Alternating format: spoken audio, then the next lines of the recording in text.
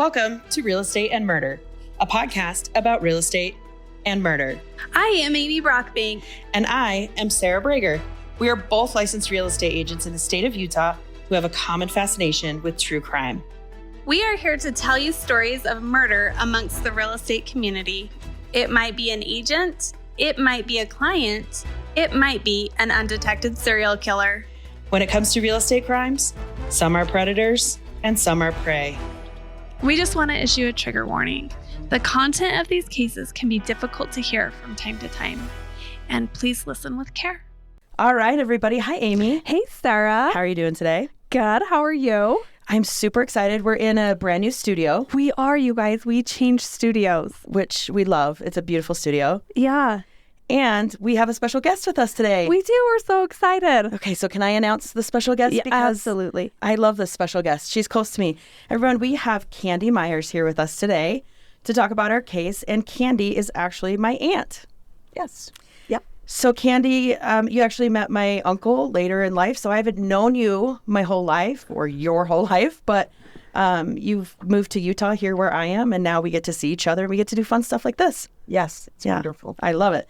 And Candy, you have a special connection to this case today, which is why we asked you to come be here. So we're glad you did. Yeah. It's a really interesting tie-in, so I'm excited. All right. So Candy, at the beginning of the podcast, I always ask Amy, so I'll ask you too, what you did in real estate today or this week. This week, well, I've got a couple listings. Met with a photographer. Getting it up and going. Yeah. Just remind our audience, when you meet with a photographer, like that's not for you.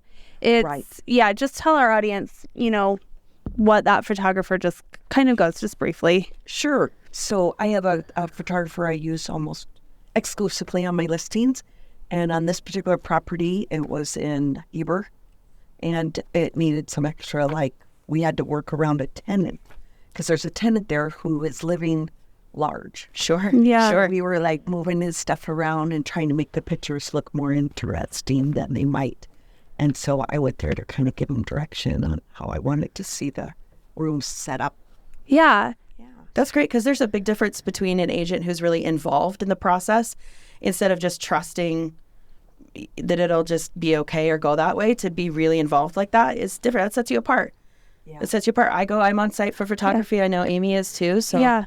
It makes a huge difference. Yeah, I'm often just slightly ahead of the photographer, shoving clothes hangers somewhere or moving things away. Taking the trash out. Yeah, just so it looks more of a polished look, because that's what those sellers are looking for anyway. Yeah. And we know that consumers, buyers in particular, right, they say they eat with their eyes, right? They're excited about something or get interested in a property when it's presented well. Yeah. So that makes a huge difference. Yes. Pictures make a world of difference. Yeah. They do. Yeah, they do. Amy, what'd you do in real estate this week? Oh my goodness, Sarah, our week was a little crazy. It was crazy. Today's the fourth Friday we've had this week. I'm so glad it's Friday. This week I've been working with a client trying to help them understand some commercial information and they're trying to break into that commercial market. So that was fun. But we did a lot of networking this week, really. I went out. Parade of Homes is going on in this week and last week for Utah County. And I always go out with clients and we go view these amazing luxury houses and we hardcore judge a little bit. If we had $4 million, this is how we would have our house laid out. So tell our audience really quick what Parade of Homes is. Yeah, so a bunch of builders will get together and each builder will build some houses they'll apply to be on this route. And it's open to the public for 2 weeks.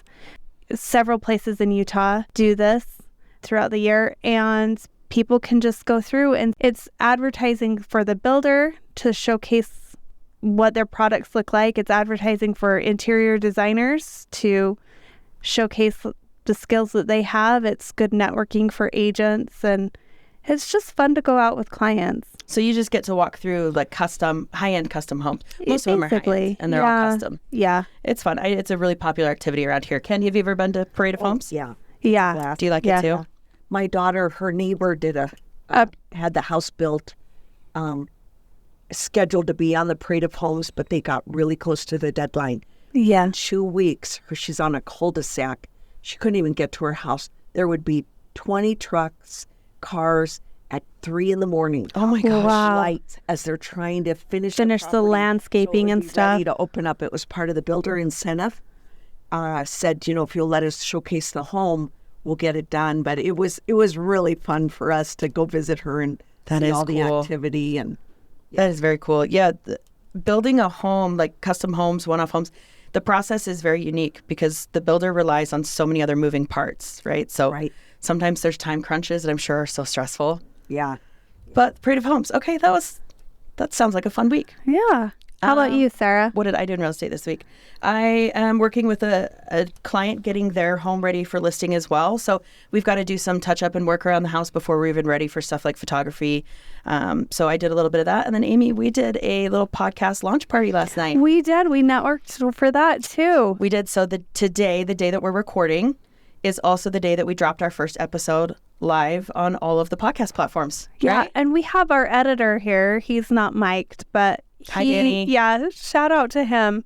He hasn't killed us yet, although that may be another I don't know. Be episode. careful with that. Yeah, that might be a great episode. If you're going to just take one of us out, start over there.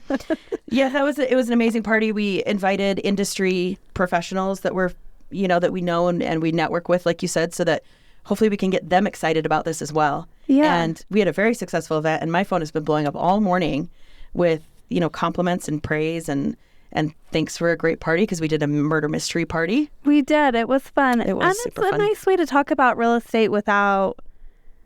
So, would you like to buy a house? Yeah. Sarah? What's your credit score? Yeah. It's a great way to stay, involved in the conversation without being overly Yeah. real estate oriented. Yeah. Okay. All right. Well, you guys, today our case takes place in Tucson, Arizona in the 90s. So, Candy, I'm really, really excited to have you here and excited to hear what you have to tell us because you were a real estate agent in Tucson in the 90s. Yes, I was. And I know that you were super successful. So I would love to hear, before we introduce the case and start sharing kind of what happened, I'd love for you to tell us a little bit about Tucson in the 90s, what it was like, what you did, when you jumped in. So give us a little bit of your background. Okay, I moved to Tucson in 1978. I was 16 years old. So fast forward, after marriage, 3 kids, and I was going to college to be a high school math teacher. Oh, wow. Oh, wow. And semester before I started my student teaching, it was my life dream to teach high school math. My mother passed, and I was only 31. And so I took a little break from school. We owned some rentals. And at the time, it was like, well, maybe I should just take a course and get my license to manage our rentals, and then I'll jump back to school. Oh, wow. So I got my license in 1994. Wow. Right around where this case takes place. So we will talk like a little bit more in detail about how close you were to this. Yes. Just even in the fact that you were a real estate agent operating in the same market Yes. in the same time period. Right. So why don't you tell us really quickly, because I know this story, but tell me about your very first year in real estate. My first year in real estate, I kind of threw my whole heart into it, and I sold 39 houses. Wow. That's incredible. So it allowed me to be acknowledged as Rookie of the Year for Arizona. not just Wow. That's amazing. So that was really excited. I did mostly buyer lead sales. That really is phenomenal. And that means I worked mostly with buyers. I did get a couple listings that year, but they never sold. Tucson's market at the time, it could take, you usually had to coach your client. It was going to take 6 months to a year Wow. to sell. Wow. And if we got 1 to 2 showings a month, we could be grateful. We could think we're doing well in the market. That's Wow. crazy. Average price in 1994 for a home in Tucson was $72,000. I can't even wrap my mind around. So just so our audience can't see our faces, but Danny has dropped his jaw twice so far in your incredible success in the first year of being an agent, but also $72,000 being the average price for a home. For what kind of a home? Like, what would you consider? That would be like a 3-bath, 3-bedroom, 2-bath. Yeah. We had a lot of carports back then. Yeah. Just a nice home, 1,500 to 2,000 square feet. Oh my in a goodness. good area. The homes that weren't in as good of area could maybe be 40 to 50,000. Oh my goodness. My first home I purchased in 1985, which was just 9 years before, and I paid 45,000. Wow. Yeah. That's people pay a shed. It's like $45,000 for a shed. Yeah. Yeah. The cost of a car. Yeah. People pay that for cabinets. Yeah. Right. I know my in-laws are currently custom building their own home, and they spent in the ballpark. Maybe I shouldn't put their private information out there. Sorry, guys. But in the ballpark of that, and they're doing it themselves. So that's phenomenal. So, and to give you a reference with the business that you both are successfully engaged in, 39 houses equal $4 million. Wow. Wow. Yes. So I sold $4 million my first year, but Well, I just think it's incredible that if a listing would only get 1 or 2 showings in a month, but you had 39 buyers, like right. that math alone is amazing. Very fortunate. I thought my mom was helping me. Oh, I feel like I bet she was. Yeah. Yeah. Do you mind if she helps me a little bit too? Yeah. I mean, I do well. I'm very proud of my career, but 39 houses. That'd be a busy year, though. That'd be a busy year. It was busy, and back then, and we can talk more about that. But back then, we didn't have the technology to assist us. Yeah, it was like 10 times the amount of work. yeah. I'm sure. What signatures you have to physically go on foot. track down people. Yeah. Did you guys know that when you brought an offer to a seller, you met with the seller directly at a table in their house? Wow. And talk to them about your client with their agent and the seller. Oh, how I mean, interesting. there's Utah laws that say that you can request that, but most sellers deny that, or their agent will. probably does. Yeah. That's interesting. I have presented offers in person before to the agent because I wanted to make, be memorable and make a difference. And it worked. It works every time. But I've never met with a seller. So that's interesting. Yeah. That was standard, common. Wow. Yeah. Well, and I do know a little bit, Candy, you moved to Utah here with my Uncle Scott not too long ago, right? How long has it been? It was January 2018. Okay, I was going to say 5 or 6 years. Yeah. So, okay. And I know you've been incredibly successful in this market as well. So it must not be just the market you're in, but just who you are as a person and as an agent. So that's incredible. Yeah. Okay, do you guys want to hear a little bit about our case? I would love to hear about the case. Before we do that, though, so we were talking a little bit about like the market when you were back there working in the 90s.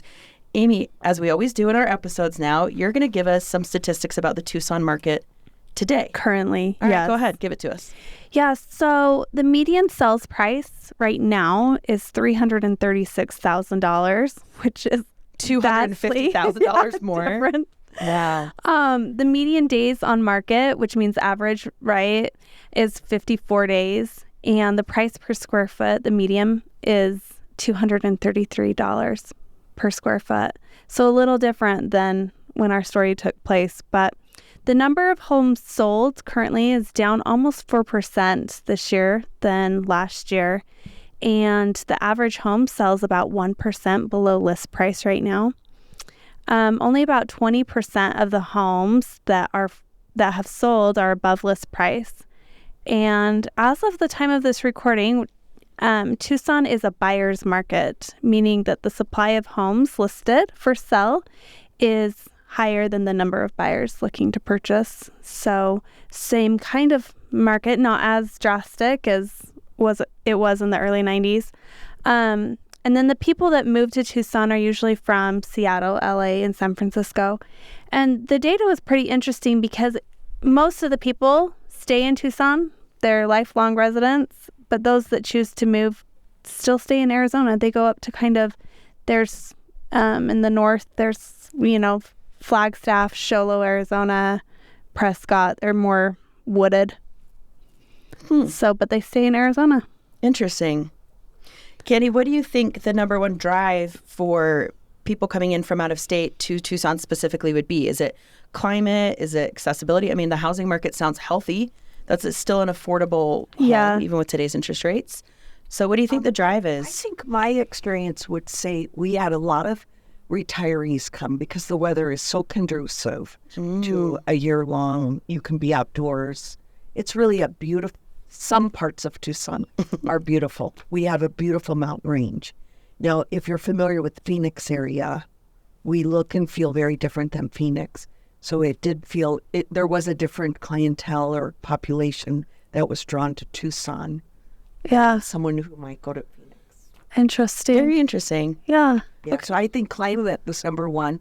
Our economy was never strong, and I know that it's weaker now. We just had a couple sources. We had Raytheon and IBM. Yeah. Oh, wow. We have the University of Arizona, which is one of the largest employers. Oh, Yeah. okay. One university. Okay. And then Tucson Electric Power is one of their strongest employers also because it not only provides electricity in Tucson, but other states, Wow. right? Because they use Solar. They have all this great Oh. sun. That makes They sense. sell Yeah. Fascinating. Yes. Are those all the market stats you have for us? That's it. Because I have one more question for Candy about Tucson before we get to the case. Candy, why do they spell it Tucson? Because every time I went to type Tucson on my notes, I went S first. Just great question. Just picking a fight with Tucson right now. Don't know, but I want to say Tucson myself. Tucson. Tucson, yeah. Tucson. I bet there's a history there. There's got to be. But, to be fair, there's a lot of cities in I Utah was that are gonna say, like, well, even how do you Phoenix, spell the that? O and the E, there's an O in Phoenix. yeah, So that's true. All right. I lived there 40 years. I feel like I should have known that answer. Well, I set you up to fail. I'm sure there is no answer. Just someone did it that way and it's over. it's probably has some beautiful origin story that you just made a lot of people I just upset. Spanish Accidentally Yeah. spit all over. or it's Indian. We have a lot of Indian ancestors in Arizona. All right, I take it back. Yeah. I take it back. It's still a beautiful name, but I had to correct my spelling every single time. Wow. It's fine, guys. Okay. All right. I'm going to tell you guys about our case. You guys ready to get started? Yes. Okay. I'm actually going to kick off our case down in Fort Lauderdale, Florida. It's November 19th, 2005, and on TV, there is an airing of a very popular show back then called America's Most Wanted. Yeah. And it airs a profile of a man named Ronald Young, who has been on the run for a long time, 9 years. So he's been missing. And the next day after the show airs, producers get a tip from a chiropractor who calls and says, that man is one of my patients, but his name is Kelly. Which is crazy because they must have offered some sort of a reward or something for information. They probably did. I think that was a standard part of the show, but I Yeah. didn't see what that might have been. But the chiropractor immediately was like, yeah, that's my dude. Come and pick him up. And Ronald, or Kelly Young, had an appointment actually the very next morning with the chiropractor. So now it's November 21st, 2005. Shout out to me. That's my birthday. Oh. I was not there for this, though. I was graduating high school that year. Police stake out the chiropractor's office and they wait to arrest Ron, or Kelly Young, on outstanding felony fraud charges out of Aspen, Colorado. Okay, so he's been missing for all of this time. They're charging him with felony fraud. He shows up for his little chiropractic appointment and is real disappointed that the police are there to get him. They find his ID and some credit cards on him that do have the name Kelly Young. But it is, in fact, Ronald Young. And I do believe I saw in one of my sources that Kelly is his middle name. So he wasn't super creative when it came to redoing his identity. But he did fly under the radar for 8 or 9 years. Yeah. So he is extradited back to Colorado to face charges. And the state actually has to drop the charges against him. I don't know if there was a lack of evidence at that time, but they were able to actually convict him on a federal gun charge. So he spent a year in prison at that time. So that's 2005. So how does this mysterious man who's been on the run play into our story?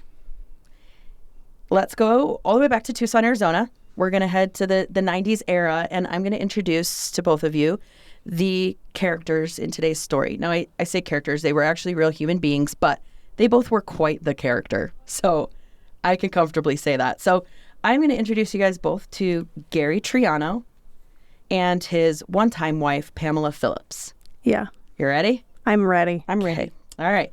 So Gary Triano was born on November 6th. There's a lot of November dates going on for Gary here.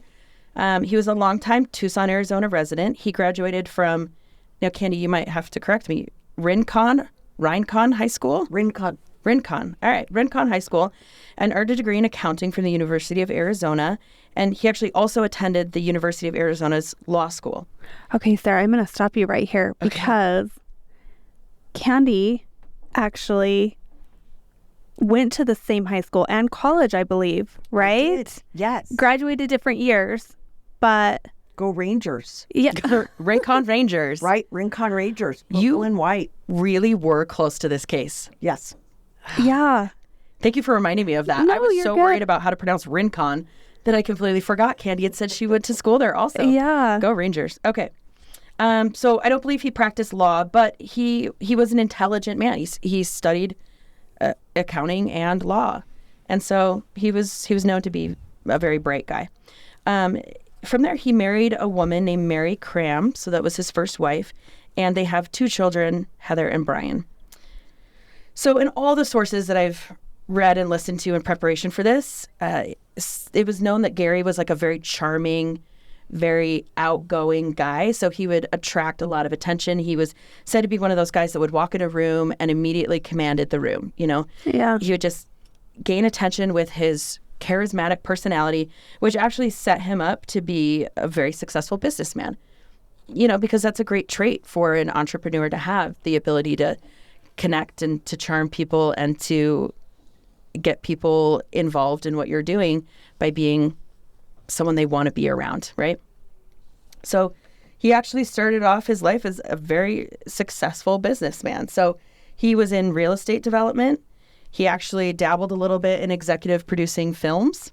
And one of his films was played at the Cannes Film Festival. Oh, really? Yeah, so he and his wife went there to check that out. And actually, one of the most lucrative parts of his business came when he helped develop Arizona's indigenous gambling industry. So he worked with the Indian reservations to get casinos built there and allow them to gamble. And now Gary was able to take part of the profits from that. Yeah. So he was working with the tribal commissions, and he actually had developed several large casinos and resorts. And so by the late 80s, his business had even continued to expand beyond Arizona and included even more real estate developments and gaming projects as far as the Caribbean, Wow. China, and even the Middle East. So Wow. he's going big. Well, having the casinos on like tribal land is pretty popular throughout a lot of areas of this country because they control like the taxes and it's more lucrative. Like they have this massive amount of people that come in and bring money in, but also too they don't have the same tax laws that are Like the same regulations. Yeah. Yeah. And interestingly enough, a part of Gary's, I'll just call it downfall now, was the fact that the Arizona law changed and said Indian casinos get to keep all of their profit. So that is, I will tell you a little bit more about that later. But so he was involved all over the world in major scale business. And also, just a quick note, because of the level of success that he had surrounding casinos and resorts, it actually put Gary in close proximity to known members of organized crime families, Yeah. including the infamous gangster living in Tucson, Arizona. Amy, do you know who I'm talking about? Joseph Bonanno. Joseph Bonanno, who crosses storylines with Chuck Morgan, an escrow officer that was murdered that we covered a couple cases ago. Yeah. Joseph Bonanno's everywhere, man. I mean, East Coast and Arizona. Yeah, I mean, we know from that case too, though, that Arizona became a particular hotspot Yeah. for mobsters in specific. They called it, what they call it, Amy? The Wild West. The Wild West, yeah. Well, just ran because, there. yeah, like, and New York, I know we're sidestepping. New York just had so many crime families, and Chicago, I think he had kind of, I don't remember I his can't origin. remember. I remember he was the youngest mob boss. yeah, but when he moved to Arizona, he could set up his empire there. Right. Well, he went there to retire. And then Yeah. using air quotes. He went there to retire, but Well, he did made not. a ton of money in his retirement. yes, he sure did. So it's 1985 now. That's the year Candy purchased her first home. And this is also the year that Gary meets a young blonde woman by the name of Pamela Philips Yeah. at a party where this wannabe socialite was on the hunt for a rich husband. Okay, and that comes across in all of the source material that we've used. She was known, she had vocalized to friends, to family, to anyone in her life that was her mission, was to be wealthy and to do it by marrying rich. So these types of parties were perfect for her. Yeah, it's so surprising how we always talk about this, how our material can be different. But I listened to an interview with Pam, and she says that she was independently well off before she met Gary, and that she wasn't after him for his money, but Well, I mean, I became think accustomed to it, I guess. I don't know. I think we know that she has a habit of spinning narratives in her favor, right? Which we'll find out later. But she was successful. There's no doubt about that. Yeah. We'll talk about her success separately in just a minute here. But she was smart and educated. But it was also well known that she wanted that partner. I mean, they do say you can marry more in 5 minutes than you can working your whole life. So Marry more in fact, what does that mean? yeah, so if you marry someone who's super rich, you can marry more, have more wealth in 5 minutes than you can in creating it. Oh, well, nobody ever told me that. So I've been doing it the old school way by Same. falling in love. Yeah. Okay. All right. Well, she's at this party, and some sources say that she was husband hunting. So she meets Gary. She's attracted to him. He's instantly attracted to her. Slightly problematic. Gary's married, but neither of them are going to worry about that too much. They're just going to go for it. Yeah. So they actually fall in love, but they start an affair. And Gary doesn't think twice about it. He dumps his family and starts a brand new life with Pam. Wow. So That's unfortunate for his wife. Gary, we had your back all the way until now. So now we've met Pamela Philips. They've met in the 80s. Amy, you're going to tell us a little bit about Pam, right? Yeah. Okay. Yeah, just briefly. Pam was born in 1958. And all the research we were able to come across, she had kind of a really rough childhood. She really did. Alcoholic father, grew up super poor, really, really struggled for just basic necessities. Yeah, and apparently her mother was really mean to her as well. Yeah. And so she didn't have the parental relationships that she or the deserved. Support. Mm-hmm. She became a custody of the state. I'm not sure how old she was when that happened. I didn't find it in any of the Yeah, material. they just said childhood. So, which, I'm sure was really traumatic on all parts. Yeah, absolutely. And anyway, as she grew up, she went into commercial real estate. So that was her niche. And her and Gary married in 1986. Yeah, they got married very quickly really after meeting. quickly. So they must have met. He must have divorced his wife pretty quickly, and It was then very quick. yeah, they got married. And then, according to Pam, Gary introduced her to this luxurious lifestyle that she was not accustomed to. She said that she says her net worth was between 1 and 1.5 when she met Gary, but she didn't go around on private planes and fine wines and travel a lot. I imagine because she grew up poor, maybe she was more frugal with her money than, Yeah, could be. That's a great point. I don't know. But she did love becoming like a international jet setter.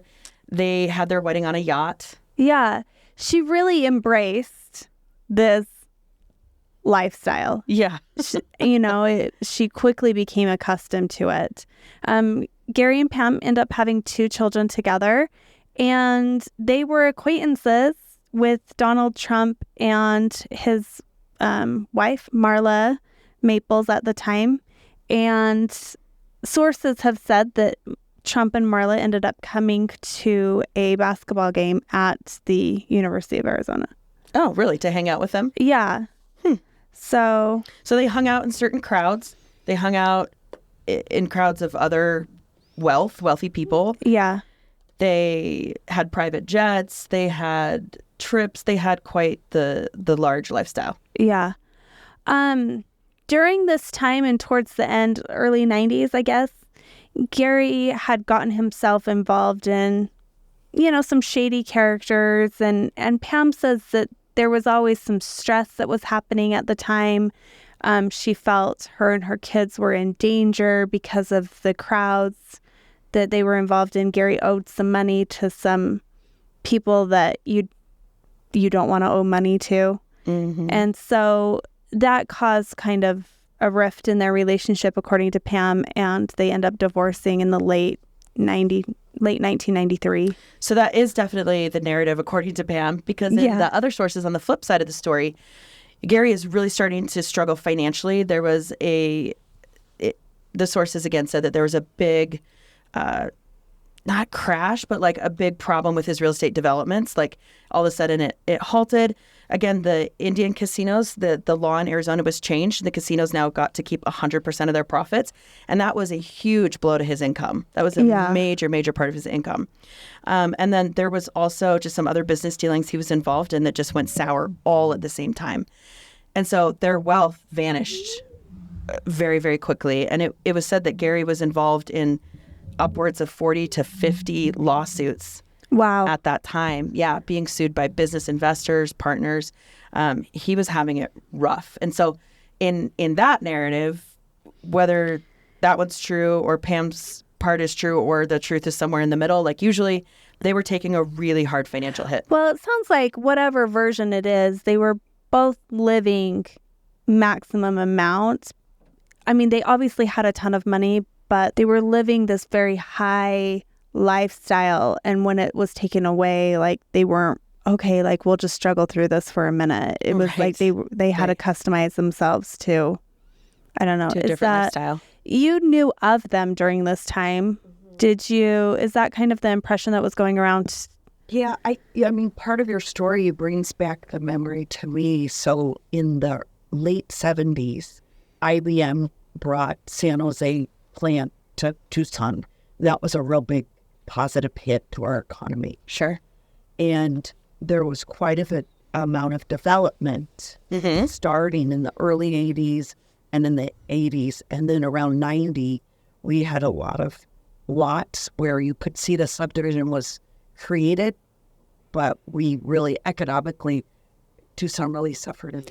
Did it kind of look like when there was a crash in 2008, 2009, where development just kind of halted? Is that it was probably similar, a little it felt it was new, because REITs at that time in the 80s was 17%, so interest rates were 17% to buy a house, and it really, but your house is only $60,000 or $90,000. 17%. Yeah, that's still high. It still made people feel house poor. Yeah, sure. When you buy a little more than your budget feels comfortable with. So. Of course. Well, the cost of living was different back then. Inflation was, right. Yeah, right. Different all around. Yeah. And so, but I do, I've been, as we're going over this case, I'm really curious about what things did he develop? Because I can picture in my mind these different communities that sat there, and we heard about the lawsuits going on for about 10 years, vacant land that was started the development and then they crashed. I'm just curious which ones he was. Wow. Yeah. So you said you heard about lawsuits going on. Like what kind of lawsuits specifically? Were people upset about the quality of the construction or just the delay in the construction because they had invested money and they can't get their money out? Yeah, this one particular, which is possibly just one scenario, they had, there was a beautiful part of Tucson, northeast part, and they had leveled all the land, which had a lot of vegetation, a lot of wildlife, a lot of wash areas, and they cleared it all, which did affect my driving, because it's such a beautiful part. Yeah. They didn't develop it. So it sat there, Dust Bowl. Oh, shoot. With some roads and curbs, but it just sat there. And it was a beautiful part of Tucson. And so I know some were based on hurting the environment. Oh, sure. And not following through with the development. Yeah. And another thing, just a side note about Tucson, that might be interesting. Do you guys know who John Dillinger was? Yeah. He was a found and arrested in Tucson. Oh, cool. The Hotel Congress Wow. still serves the best breakfast if you ever go there. Okay, the Congress. Yeah, Hotel Congress Oh. downtown. But they have all over John Dillinger. So as you were talking about the Southern Mafia guy that came to Tucson. Yeah. He was an early one. Him and his partners in crime, they were all arrested. And this They hotel restaurant. they only ever get arrested for tax fraud or evasion. Do you know who John Dillinger is? Uh-huh. Okay. But like we said earlier, like Tucson had this, and maybe not just Tucson specific, but that area had an influx all of a sudden of crime and of opportunity to make money and take advantage of people who maybe weren't used to this type of He crime. was arrested in 1934 Okay. in Tucson. And we also were close to Tombstone, Arizona, Oh, Okay. yeah. Right. Yeah. which is another place where criminals, there were a couple Sure. well-known outlaws. Yeah. Yeah. It was a hot spot for it. Yeah. Yeah.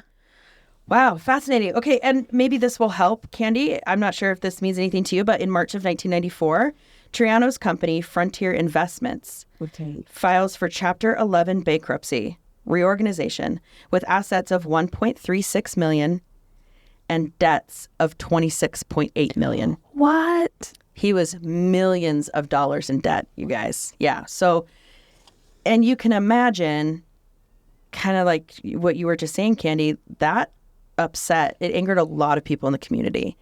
So at this point in his life, Gary's sort of persona and his reputation is starting to shift.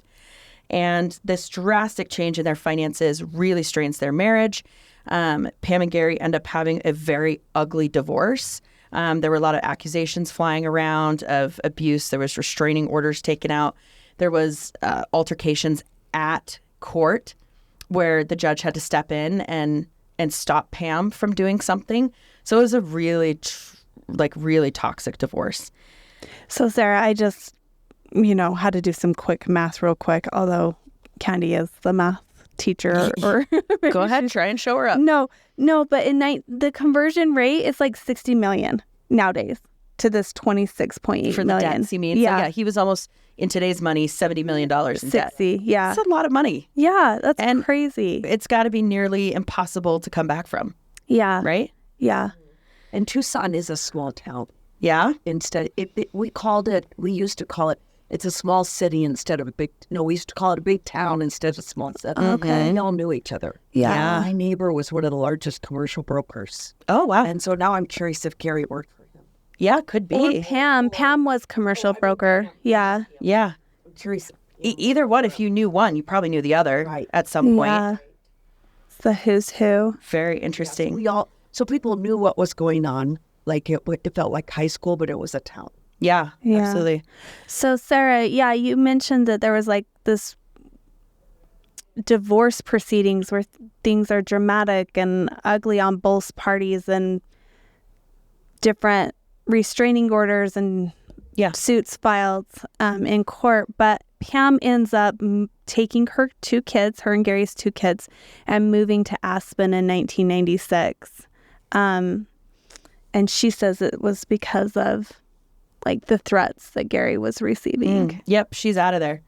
She took off and started a new life in one of the most upscale communities in all the country. Think the scenery between Tucson and Aspen couldn't be more different. I don't think she was looking for scenery. She was looking for her next husband. Yeah, maybe. That's what's said in the source Yeah. material. Now, Pam, if you want to give me a call, we could talk this out. Like, go ahead.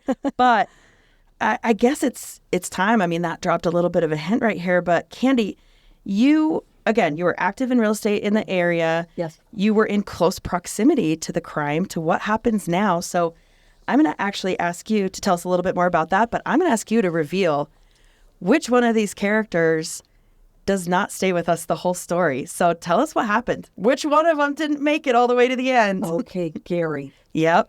Gary didn't make it. Gary did not make it. So Gary is murdered, and we'll talk about all the case details in a second. Yeah. But I want, if you wouldn't mind, I would like you to tell us kind of, again, like what you guys were hearing in the community.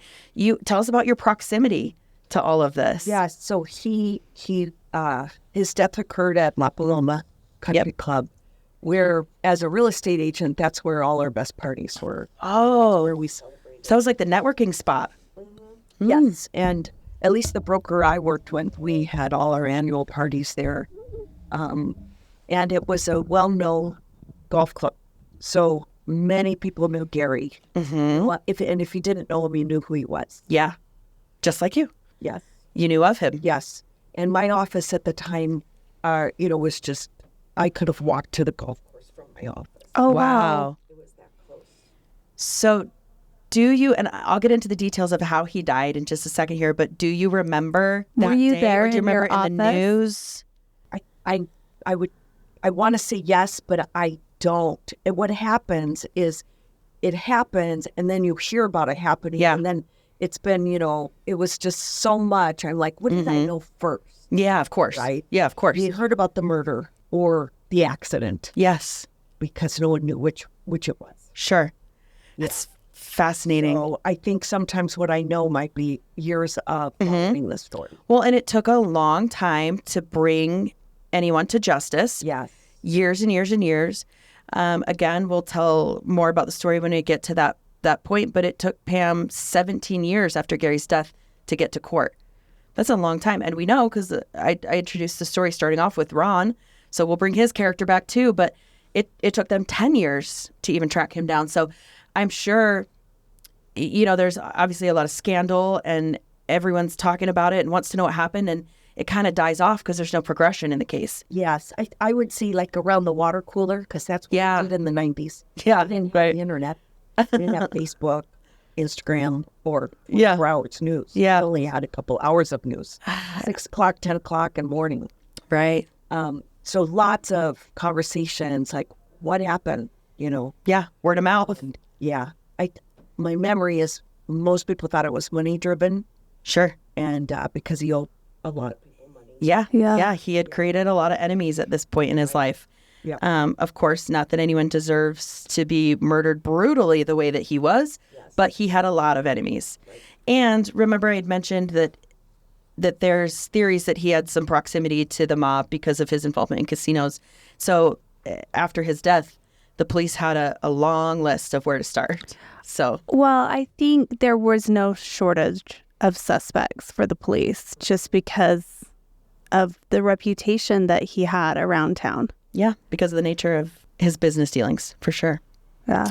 So I'm going to tell you about his death, but I'm just going to give you a little bit of like some updates that Gary was having in his life right before his death. So after his divorce with Pam, his kids have moved to Aspen now. It said that he tried to stay in touch with them as much as possible, had a separate cell phone so that he was always able to get a hold of them. So still trying to be a good dad.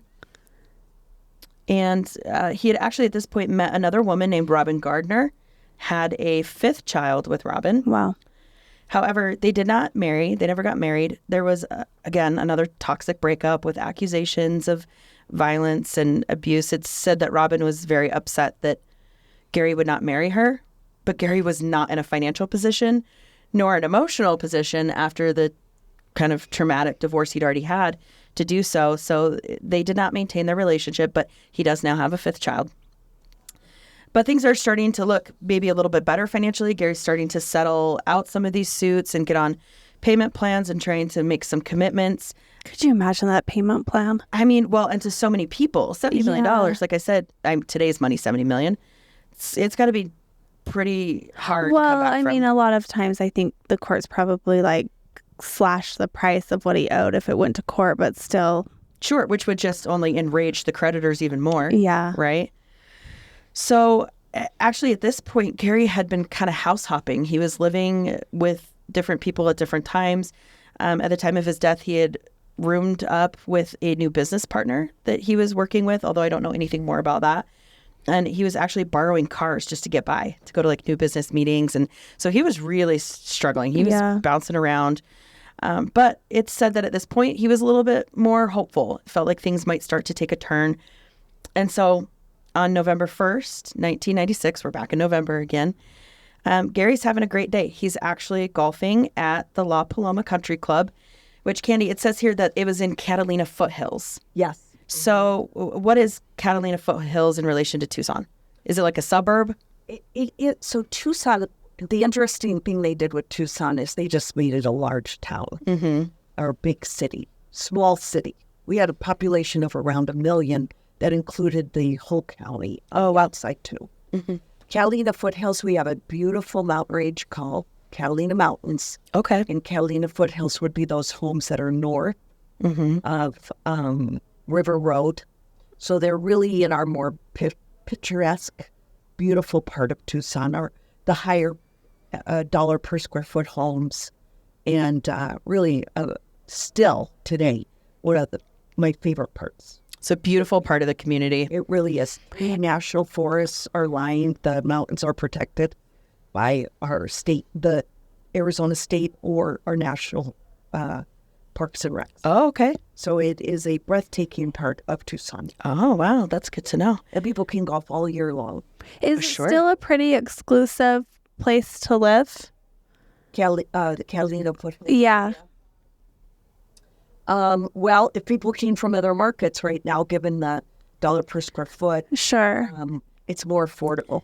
Back then, it was considered, where are more affluent or successful, financially successful Okay. population lived. And is this, you and I were chatting a little bit before we started recording, is this around the area that Mary, who's Gary's first wife, lived with their kids after their divorce? It isn't. Now, she lived more in the old town, very like old money. Yeah. That's where the old money was. Catalina Foothills was the newer money. Okay.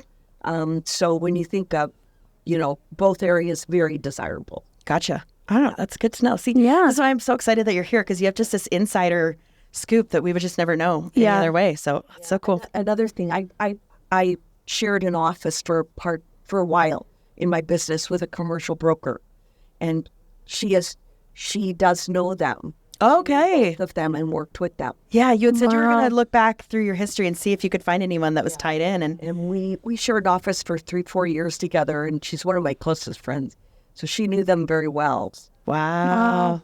Close ties. See, so fun. this is, yeah. I It's love this. I wild, love that though. you're It's here. wild to have people that you know, though, I would think, to be killed.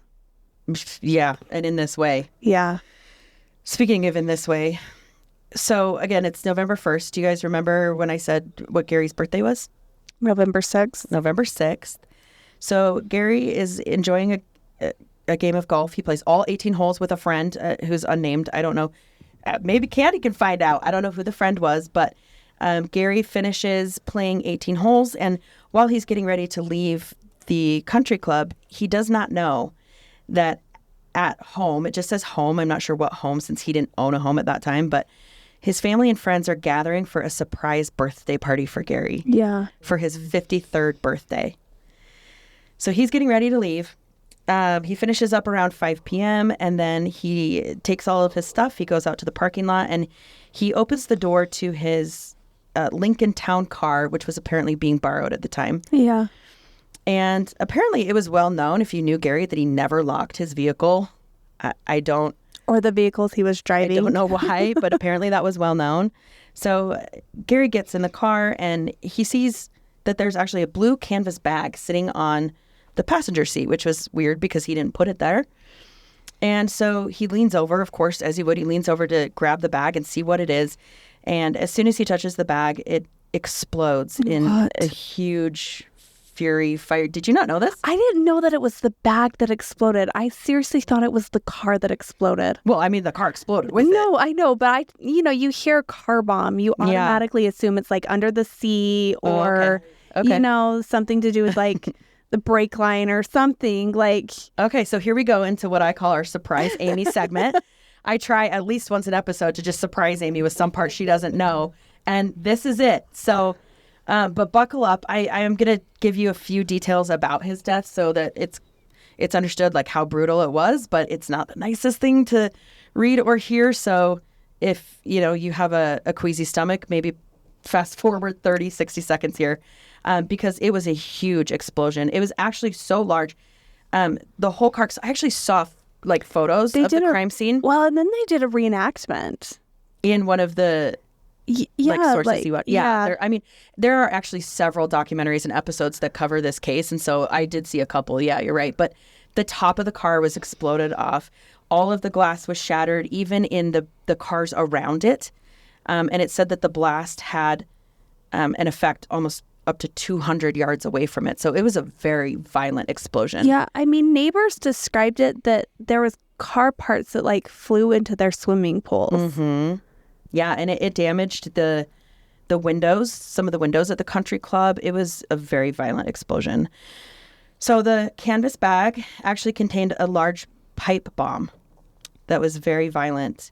And it killed Gary instantly, luckily. I mean, I'm sure we can be grateful for that he didn't suffer. But this bomb actually blew open his skull, splitting it in part by 1.5 inches on the right part of his forehead and for a length of more than 4 inches. It burned off all of his hair, ruptured both of his eyeballs. And while police were searching the scene and doing crime scene cleanup later, they actually found his left hand amongst the debris. Oh, no. Almost 200 yards away. So if that doesn't paint a picture for how violent this car bomb was, it was about as violent as they can get. A homemade pipe bomb. So that was a very brutal death. And no matter who you are, nobody deserves to have their life ended that way. He died at 5:38 p.m. And again, like I said, he was on his way home and was going to be met with a surprise 53rd birthday party. He didn't know. He just thought he was meeting a friend after golf. It was a surprise party. And they all found out a few years later. I'm so sorry. They waited for years at this party. They found out a few hours later, so they didn't know where he was. But it was a surprise, so everyone's kind of hunkered down. So surprise flipped on them. Actually, Gary never made it home. So, all right, we introduced Gary. We introduced Pam. We talked about Tucson and the market and how beautiful it is there. So before we get into the investigation and this spirals, this story gets wild from here. I think we're going to take a little bit of a break, a breather. Yeah. And we'll be right back to finish up. And Candy, you're coming back with us for part 2. So I'm excited to carry on the story. So talk to you guys in just a minute. Okay.